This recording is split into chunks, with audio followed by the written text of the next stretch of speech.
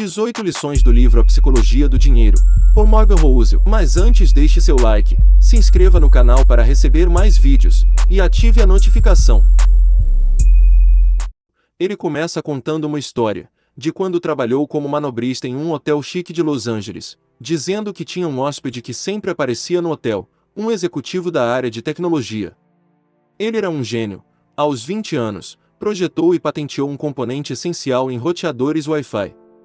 Fundou e vendeu várias empresas. Era extremamente bem-sucedido. Além disso, ele tinha um relacionamento com dinheiro que eu descrevo como insegurança, e em consequência infantil. O homem sempre andava com um maço enorme de notas de $100, que exibia para todos que queriam ver e para muitos que não queriam. Quando estava bêbado, quase sempre se gabava da sua riqueza em alto e bom som, para todo mundo ouvir, e a troco de nada. Certo dia, ele entregou milhares de dólares em espécie a um dos meus colegas e disse: "Vá na joalheria que tem aqui perto, e compre umas moedas de ouro de $1000. Após uma hora, com as moedas em mãos, o executivo de tecnologia e seus amigos foram até um cais com vista para o Oceano Pacífico. Começaram a jogar as moedas no mar, fazendo-as quicar como se fossem pedrinhas, gargalhando enquanto discutiam sobre quem conseguiria fazer as moedas chegarem mais longe. Só por diversão, alguns dias depois, ele quebrou uma luminária do restaurante do hotel. O gerente disse ao executivo que era uma luminária de $500, e que ele teria que arcar com o prejuízo. "Você quer $500? Perguntou o homem, incrédulo, enquanto tirava notas do bolso e entregava ao gerente. "Aqui tem $5.000. Agora saia da minha frente, e nunca mais me insulte assim de novo." Você deve estar se perguntando por quanto tempo é possível manter esse tipo de comportamento, e a resposta é bem pouco. Alguns anos depois, descobri que o executivo tinha perdido tudo. A premissa deste livro é que o sucesso financeiro tem menos a ver com a sua inteligência e muito mais a ver com o seu comportamento. E a forma como alguém se comporta é uma coisa difícil de se ensinar, mesmo para pessoas bastante inteligentes. O sucesso financeiro não é uma ciência difícil. É uma habilidade suave, em que a forma como você se comporta é mais importante do que o que você sabe. Eu chamo essa habilidade suave de psicologia do dinheiro. O objetivo deste livro é usar contos para convencê-lo de que as habilidades pessoais são mais importantes do que o lado técnico do dinheiro. Nós pensamos e aprendemos sobre dinheiro de maneiras que são muito parecidas com a física, com regras e leis, e não o suficiente com a psicologia, com emoções e nuances. A física não é polêmica. É guiado por leis. As finanças são diferentes. É guiado pelo comportamento das pessoas. Lição número 1. Ninguém é louco. Cada decisão que as pessoas tomam com dinheiro é justificada por pegar as informações que têm no momento e inseri-las em seu modelo mental único, de como o mundo funciona. As pessoas fazem coisas malucas com dinheiro. Mas ninguém está louco. O negócio é o seguinte: pessoas de diferentes gerações, criadas por diferentes pais que ganharam diferentes rendas, e tiveram diferentes valores, em diferentes partes do mundo, nascidas em diferentes economias, experimentando diferentes mercados de trabalho, com diferentes incentivos e diferentes graus de sorte, aprendem muito diferentes. Em teoria, as pessoas deveriam tomar decisões de investimento com base em seus objetivos e nas características das opções de investimento disponíveis no momento. Mas não é isso que as pessoas fazem. Os economistas descobriram que as decisões de investimento da vida das pessoas estão fortemente ancoradas nas experiências que esses investidores tiveram em sua própria geração, especialmente experiências no início da vida adulta. A visão deles sobre o dinheiro foi formada em mundos diferentes. E quando for esse o caso, uma visão sobre o dinheiro que um grupo de pessoas considera ultrajante pode fazer todo sentido para outro. Poucas pessoas tomam decisões financeiras puramente com uma planilha. Eles os fazem à mesa de jantar ou em uma reunião de empresa.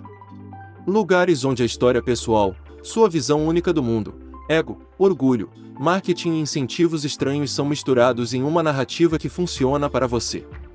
Lição número 2. Sorte e risco. Sorte e risco são a realidade de que todo resultado na vida é guiado por outras forças que não o esforço individual. Eles são tão semelhantes que você não pode acreditar em um sem respeitar o outro igualmente. Ambos acontecem porque o mundo é muito complexo para permitir que 100% de suas ações ditem 100% de seus resultados. Eles são movidos pela mesma coisa. Você é uma pessoa em um jogo com 7 bilhões de outras pessoas, e infinitas peças móveis. O impacto acidental de ações fora do seu controle pode ter mais consequências do que aquelas que você realiza conscientemente. A linha entre ousado e tolamente imprudente pode ter 1 milímetro de espessura, e só ser visível em retrospectiva. Risco e sorte são sósias. Cuidado com quem você elogia e admira. Tenha cuidado com quem você menospreza e deseja evitar se tornar. Ou apenas tenha cuidado ao assumir que 100% dos resultados podem ser atribuídos ao esforço e às decisões. Portanto, concentre menos em indivíduos específicos e estudos de caso, e mais em padrões gerais. Saia do seu caminho para encontrar humildade quando as coisas estão indo bem, perdão e compaixão quando elas dão errado. Porque nunca é tão bom ou tão ruim quanto parece. Você deve gostar de riscos porque compensa com o tempo. Mas você deve estar paranoico com o risco ruinoso, porque ele o impede de assumir riscos futuros que serão recompensados com o tempo. Lição número 3. Nunca é o suficiente, a vida não é divertida sem um senso de suficiente. Felicidade, como se diz, são apenas resultados sem expectativas. Suficiente não é pouco. Suficiente é perceber que o oposto, um apetite insaciável por mais, o levará ao ponto do arrependimento. A habilidade financeira mais difícil é fazer com que a trave pare de se mover. Mas é um dos mais importantes. Se as expectativas aumentam com os resultados, não há lógica em se empenhar por mais, porque você sentirá o mesmo depois de fazer um esforço extra. Fica perigoso quando o gosto de ter mais dinheiro, mais poder, mais prestígio, aumenta a ambição mais rápido do que a satisfação. A comparação social é o problema aqui. A questão é que o teto da comparação social é tão alto que virtualmente ninguém vai atingi-lo. O que significa que é uma batalha que nunca pode ser vencida, ou que a única maneira de vencer é não lutar. Para começar, aceitar que você pode ter o suficiente, mesmo que seja menos do que aqueles ao seu redor. Não há razão para arriscar o que você tem, e precisa, pelo que não tem, e não precisa. Há muitas coisas que nunca vale a pena arriscar, não importa o ganho potencial. Manter um estilo de vida abaixo do que você pode pagar, é evitar a rotina psicológica de acompanhar os vizinhos. Lição número 4. Composto de confusão, se algo se compõe, se um pequeno crescimento serve como combustível para o crescimento futuro, uma pequena base inicial pode levar a resultados tão extraordinários, que parecem desafiar a lógica. Pode ser tão desafiador que você subestime o que é possível, de onde vem o crescimento e a que ele pode levar. 81,5 bilhões de dólares do patrimônio líquido de 84,5 bilhões de Warren Buffett veio após seus 65 anos. Nossas mentes não foram construídas para lidar com tais absurdos. Sua habilidade é investir, mas seu segredo é o tempo. É assim que a composição funciona. Se você quiser fazer melhor como investidor, a coisa mais poderosa que você pode fazer é aumentar seu horizonte de tempo. O tempo é a força mais poderosa no investimento. Bons investimentos não envolvem necessariamente obter os maiores retornos, porque os maiores retornos tendem a ser sucessos pontuais, que não podem ser repetidos. Trata-se de obter retornos muito bons que você pode manter, e que podem ser repetidos por um período de tempo mais longo. É quando a composição corre solta. Lição número 5. Ficar rico versus permanecer rico. Existem milhões de maneiras de ficar rico ou mais, só há uma maneira de permanecer rico, alguma combinação de frugalidade e paranoia. Um bom investimento não significa necessariamente tomar boas decisões. É sobre não errar consistentemente. Se eu tivesse que resumir o sucesso do dinheiro em uma única palavra, seria sobrevivência. Ganhar dinheiro exige correr riscos, ser otimista é se colocar lá fora. Mas guardar dinheiro exige o oposto de correr riscos. Requer humildade e medo de que o que você fez possa ser tirado de você, com a mesma rapidez. Requer frugalidade e aceitação de que pelo menos parte do que você fez pode ser atribuído à sorte. Então não se pode confiar que o sucesso passado será repetido indefinidamente. A capacidade de ficar por muito tempo, sem se apagar ou ser forçado a desistir, é o que faz a maior diferença. Essa deve ser a base de sua estratégia, seja em investimentos, em sua carreira ou em um negócio que você possui. Existem duas razões pelas quais uma mentalidade de sobrevivência é tão importante com o dinheiro. Um é o óbvio: poucos ganhos são tão grandes que valham a pena se perder. A outra é a matemática contraintuitiva da composição. A composição só funciona se você puder dar a um ativo anos e anos para crescer. Mais do que quero grandes retornos, quero ser financeiramente inquebrável. E se eu for inquebrável, na verdade acho que terei os maiores retornos, porque serei capaz de ficar por aqui por tempo suficiente, para que a composição faça maravilhas. O planejamento é importante, mas a parte mais importante de cada plano é planejar um plano para se o primeiro plano dar errado. Muitas apostas falham não porque estavam erradas, mas porque na maioria das vezes estavam certas em uma situação que exigia que as coisas estivessem exatamente certas. A margem de erro, frequentemente chamada de margem de segurança, é uma das forças mais subestimadas nas finanças. Ele vem em várias formas: um orçamento frugal, pensamento flexível e um cronograma vago, qualquer coisa que permita que você viva feliz com uma variedade de resultados, uma personalidade marcada, otimista sobre o futuro, mas paranoica sobre o que o impedirá de chegar ao futuro, é vital. Lição número 6. Coroa. Você venceu. Muitas coisas nos negócios e nos investimentos funcionam dessa forma. Caudas longas. Os extremos mais distantes de uma distribuição de resultados têm uma enorme influência nas finanças, onde um pequeno número de eventos pode ser responsável pela maioria dos resultados. Isso pode ser difícil de lidar, mesmo se você entender a matemática. Não é intuitivo que um investidor possa estar errado metade das vezes, e ainda assim ganhar uma fortuna. Significa que subestimamos o quão normal é que muitas coisas falhem.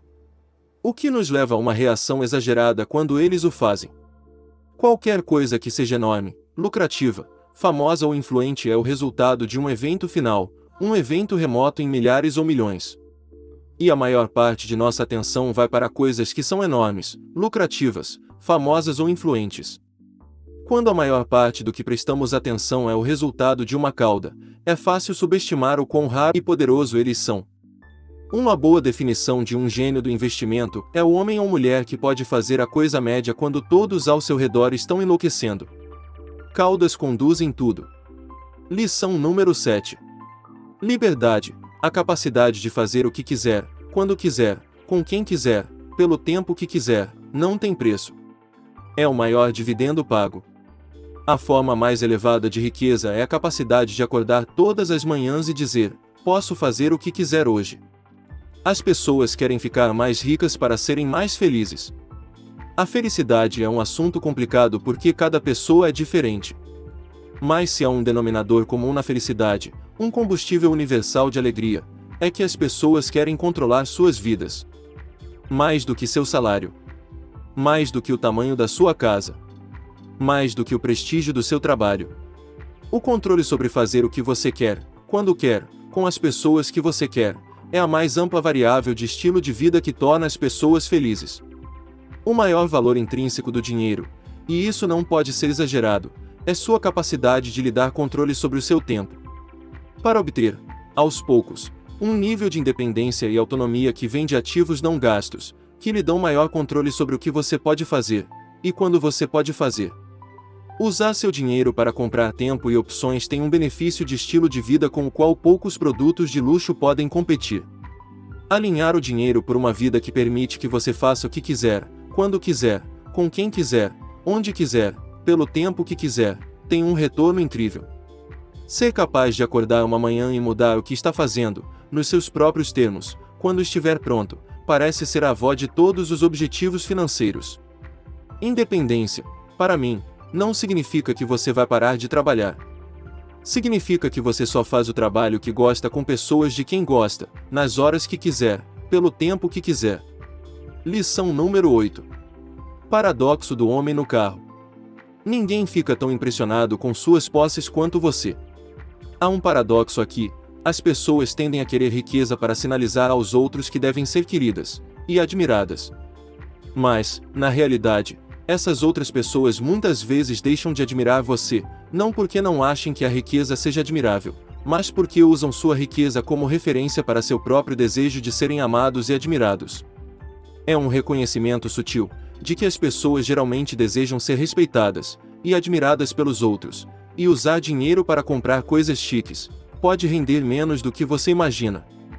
Se o respeito e a admiração são o seu objetivo, tome cuidado como você os busca. Humildade, gentileza e empatia trarão a você mais respeito do que qualquer cavalo de força. Lição número 9. Riqueza é o que você não vê. Gastar dinheiro para mostrar às pessoas quanto dinheiro você tem é a maneira mais rápida de ter menos dinheiro. Temos a tendência de julgar a riqueza pelo que vemos, porque essa é a informação que temos diante de nós. Não podemos ver as contas bancárias das pessoas ou os extratos da corretora.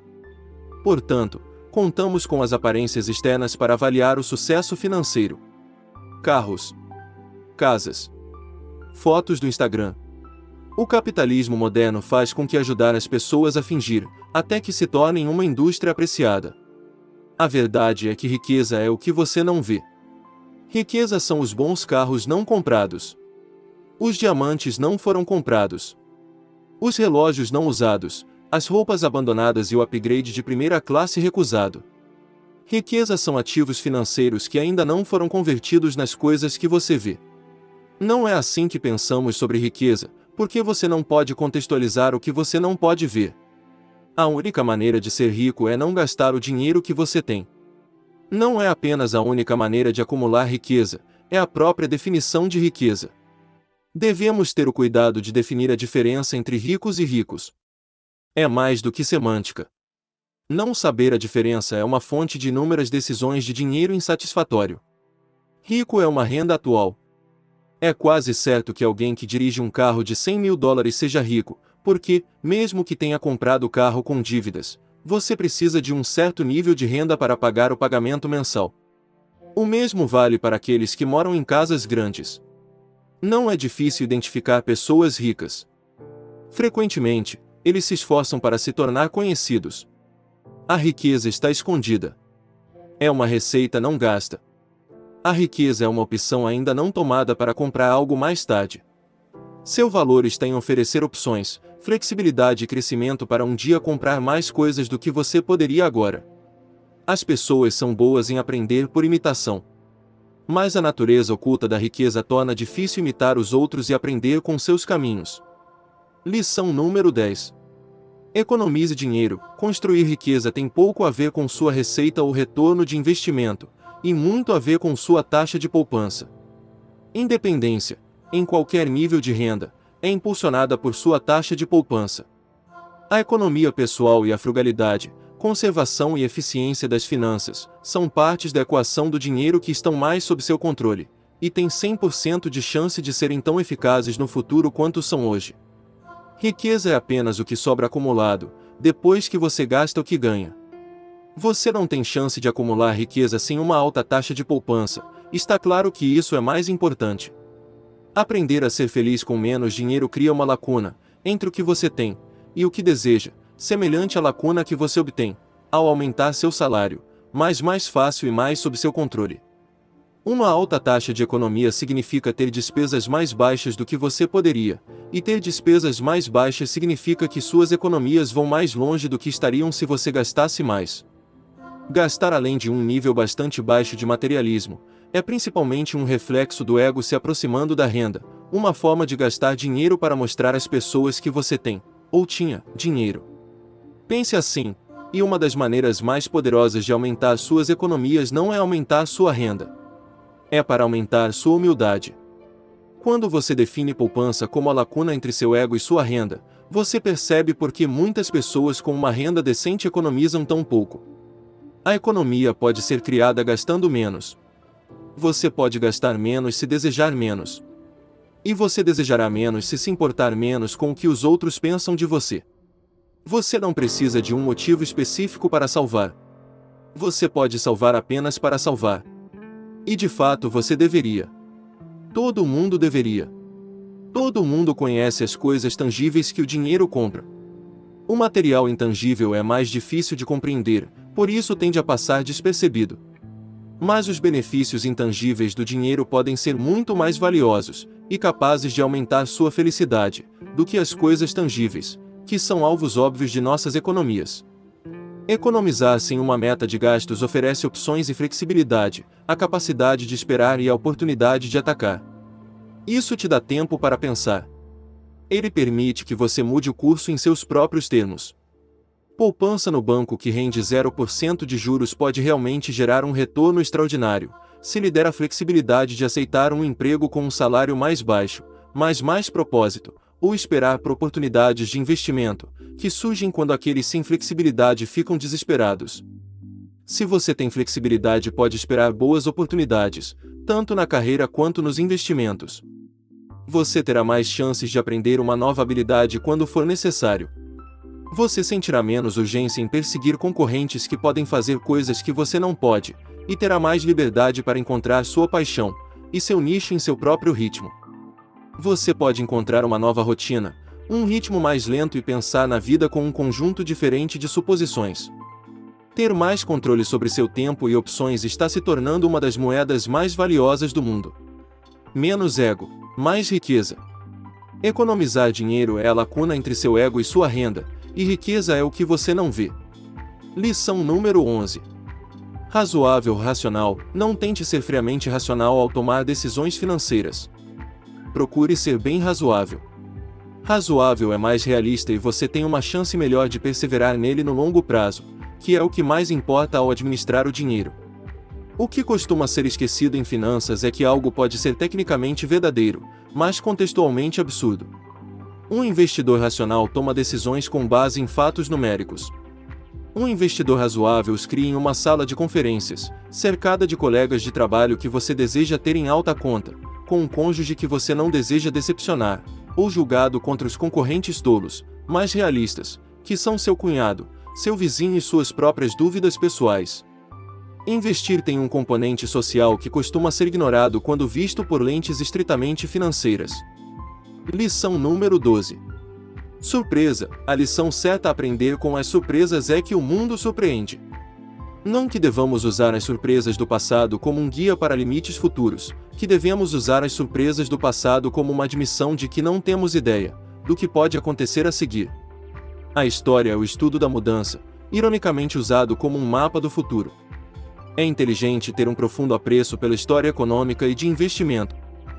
A história nos ajuda a calibrar nossas expectativas, estudar onde as pessoas tendem a errar, e oferece um guia aproximado do que tende a funcionar. Mas não é, de forma alguma, um mapa do futuro.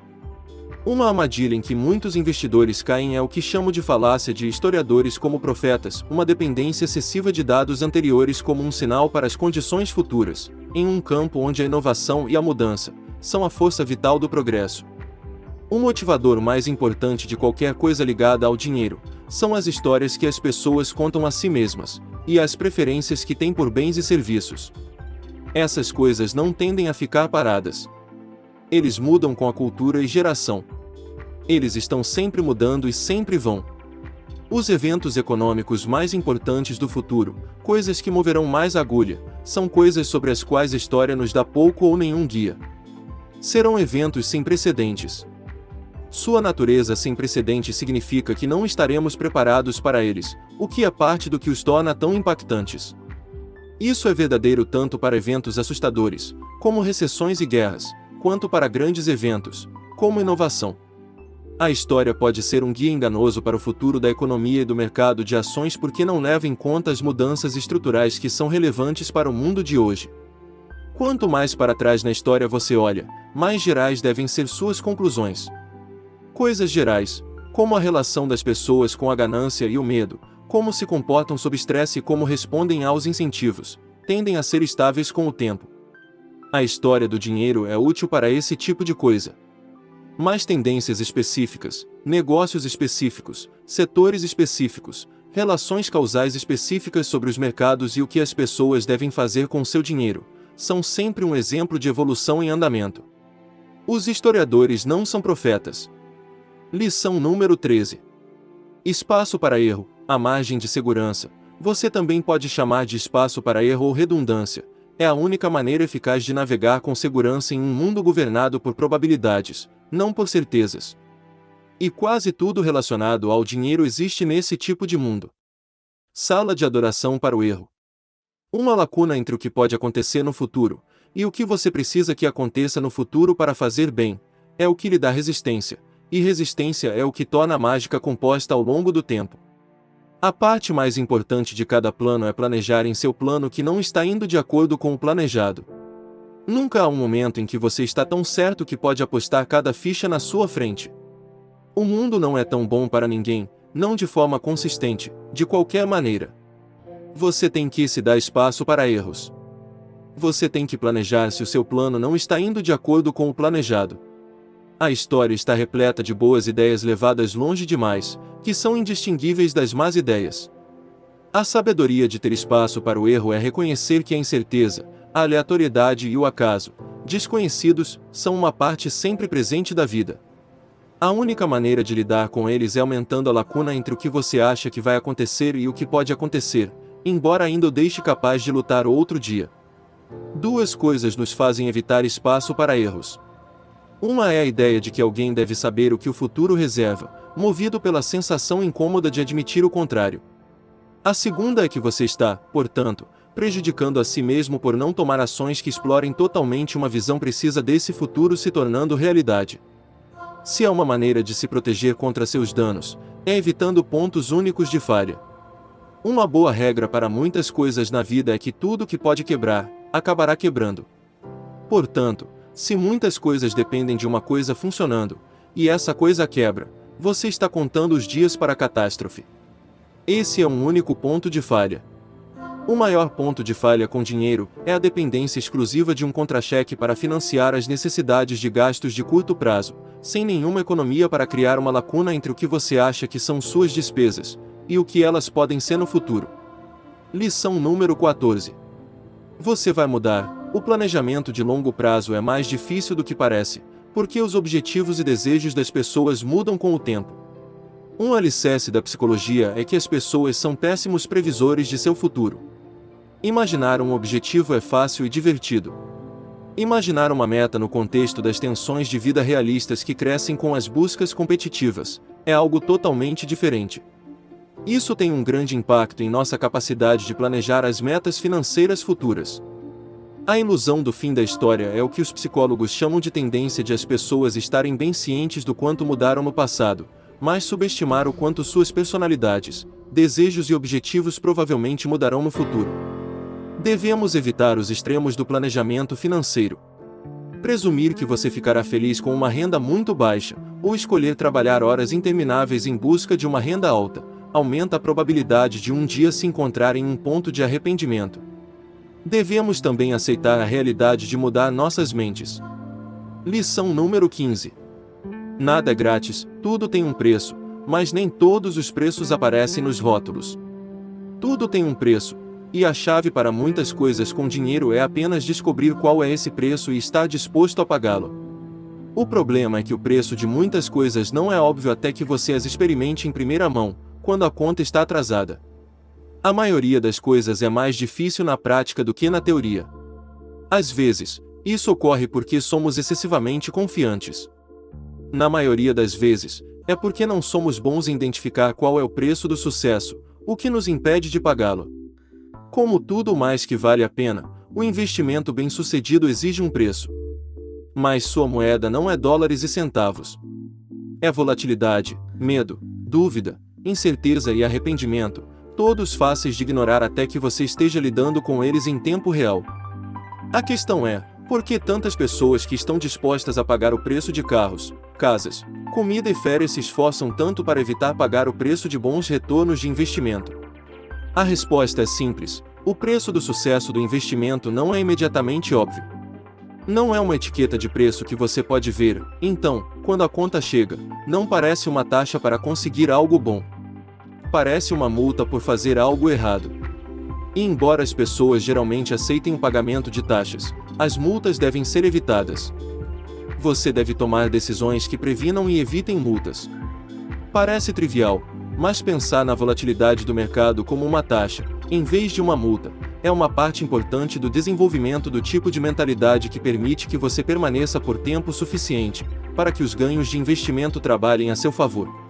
Os retornos do mercado nunca são gratuitos e nunca serão. Eles exigem que você pague um preço, como qualquer outro produto. O truque é se convencer de que a taxa do mercado vale a pena. Essa é a única maneira de lidar adequadamente com a volatilidade e a incerteza, não apenas aguentando, mas percebendo que vale a pena pagar uma taxa de admissão. Não há garantia de que será. Defina o custo do sucesso e esteja pronto para pagá-lo. Porque nada que vale a pena é grátis. Lição número 16. Você e eu, cuidado com as dicas financeiras de pessoas que estão jogando um jogo diferente do que você. Existe uma ideia nas finanças que parece inocente, mas causou danos incalculáveis. É a noção de que os ativos têm um preço racional em um mundo onde os investidores têm objetivos e horizontes de tempo diferentes. As bolhas se formam quando o ímpeto dos retornos de curto prazo atrai dinheiro suficiente para que a composição dos investidores mude, principalmente de longo prazo para principalmente curto prazo. A formação de bolhas não tem tanto a ver com a participação irracional de pessoas em investimentos de longo prazo.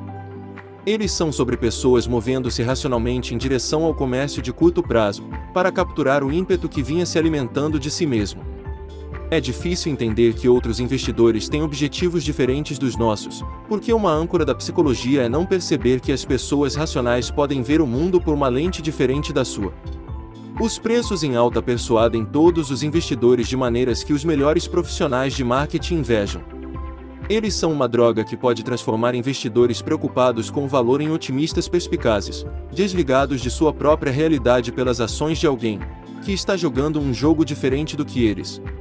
Uma lição aqui é que poucas coisas importam mais com dinheiro do que entender seu próprio horizonte de tempo, e não ser persuadido pelas ações e comportamentos de pessoas que jogam jogos diferentes do que você. A principal coisa que posso recomendar é sair do seu caminho para identificar o jogo que você está jogando. Pessoas inteligentes, informadas e razoáveis podem discordar em finanças, porque têm objetivos e desejos muito diferentes. Não existe uma única resposta certa, apenas a resposta que funciona para você. Lição número 17. A sedução do pessimismo. Otimismo soa como um discurso de vendas.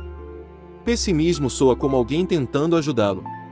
Otimismo é a crença de que as chances de um bom resultado estão a seu favor ao longo do tempo, mesmo quando haverá contratempos ao longo do caminho. O dinheiro é onipresente, então algo ruim que acontece tende a afetar a todos e chamar a atenção de todos. Os pessimistas muitas vezes extrapolam as tendências atuais, sem levar em conta como os mercados se adaptam.